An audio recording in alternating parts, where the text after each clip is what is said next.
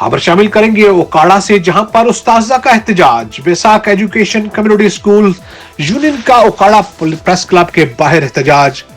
Mail और female उस्ताजा की शिरकत। एहतजाजी मुजाहिरीन ने प्ले कार्ड उठा रखे थे जिन पर इनके मुतालबात दर्ज थे।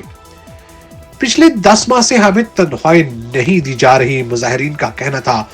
2018 में हमने एहतजाज किया, जिस पर पंजाब गवर्नमेंट ने हमें मुस्तकिल करने का वादा किया, जो आज तक वफा न हो सका।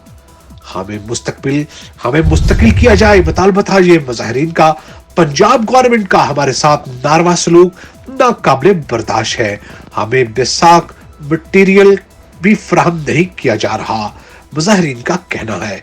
गवर्नमेंट के बेहसी की वजह से हमारे चूल्हे ठंडे पड़ गए हैं। मजदूरों के माहाना तनख्वाह लेबर लॉ के मुताबिक 20,000 है, जबकि हमारी 8,000 है, वो भी नहीं दी जा रही।